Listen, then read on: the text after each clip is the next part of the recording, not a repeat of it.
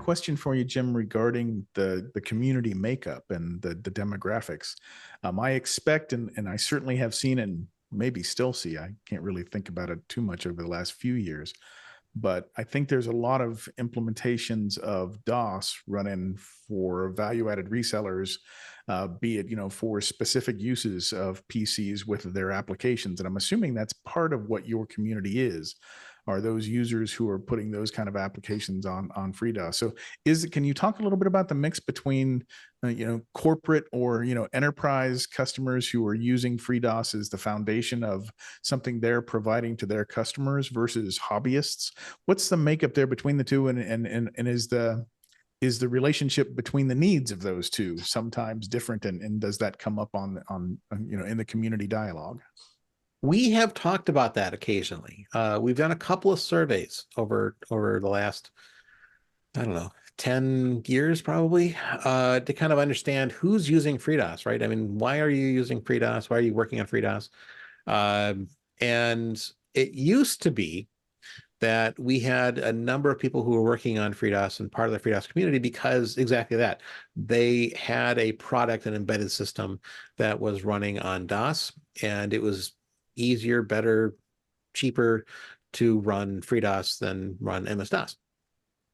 And that stopped being the case.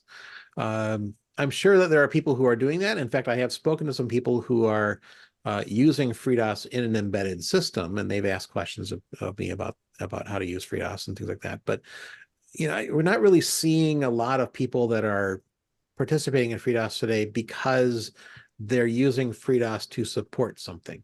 Still happens. We're not seeing a lot of that conversation these days. These days, it really is, I think, the hobbyists. I mean, it's like people are using FreeDOS because it's something they enjoy using.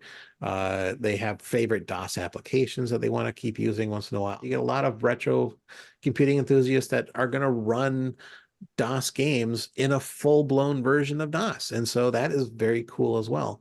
And then you get people who are using FreeDOS because it's a cool environment to learn about programming and to learn about operating systems, because let's face it, there are very few moving parts, in DOS.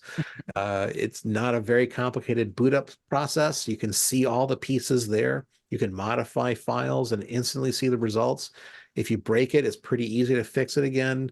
It's a pretty easy thing to learn. And I think, I don't know this for sure, but I suspect that we have a lot of universities out there that are teaching students about it. And I say that because I get a lot of emailed questions from people who are very clearly computer science students.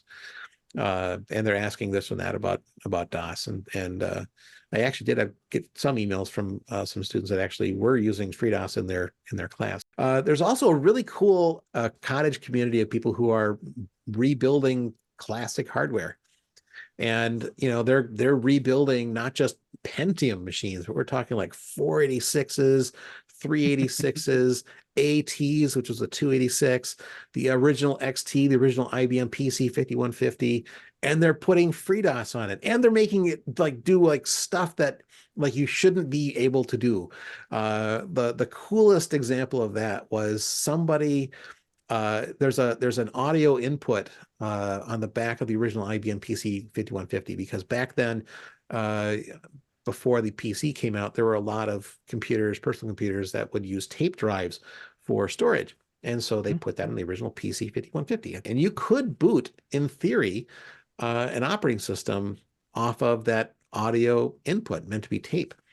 And what somebody did was they took the kernel and they recorded it to a vinyl record, and they plugged the record player into the audio input and then put the record down, turned on the PC, and it booted DOS off of a record. You can find it on YouTube. It's amazing. And so you're getting people who are disc. It's another disc. I never thought about it that way. It's a disc.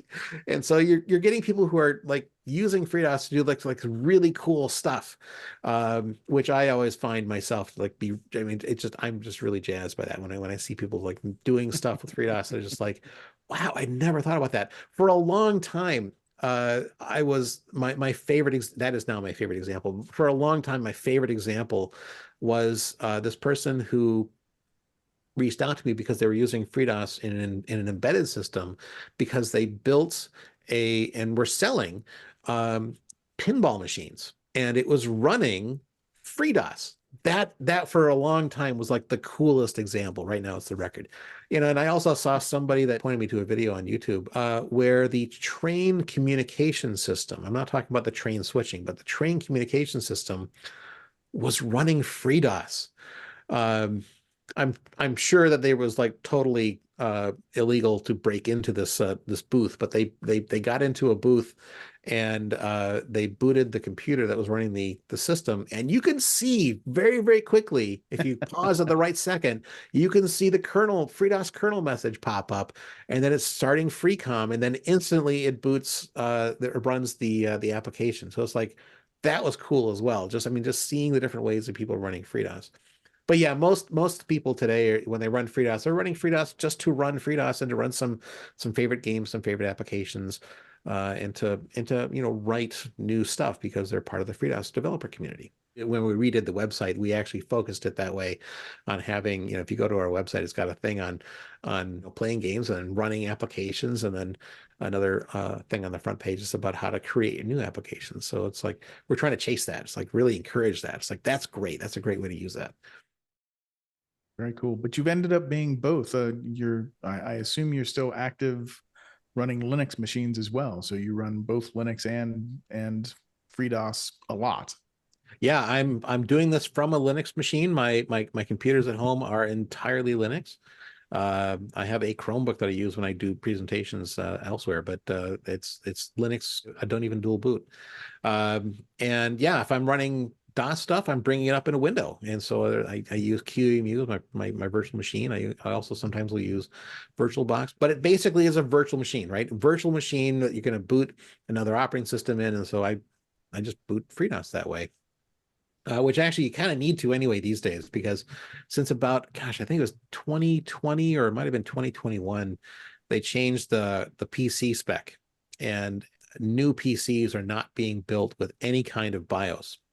And so it used to be that you had, BIOS, right? So going way back in time, right? The first IBM PC had a BIOS. It was the basic input output system, and it was basically when they wrote DOS, they actually leveraged BIOS to do a lot of stuff for you. It meant that in a modern operating system, you'd create this thing called a hardware abstraction layer, a HAL, where basically the things would talk to the HAL and say, I want to go and play a music file. I want to play a sound. And the HAL would talk to your sound hardware to play something out of a speaker. You didn't have that on the original PC. And so what they did is they made the BIOS. And so a lot of stuff will go and talk to the BIOS, and the BIOS will do the hardware access on your behalf.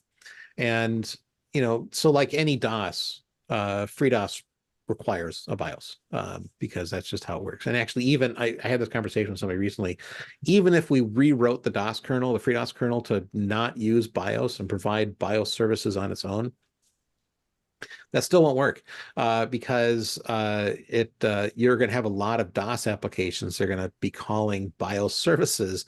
They're going to bypass the DOS kernel, so the applications won't work, and so you're kind of stuck. Anyway, they updated the PC spec, and now they don't provide a BIOS, because it used to be that when they went to UEFI, that they provided this what's called legacy mode, and so you could boot a computer in legacy mode, and legacy mode meant it was providing BIOS. It was emulating a BIOS.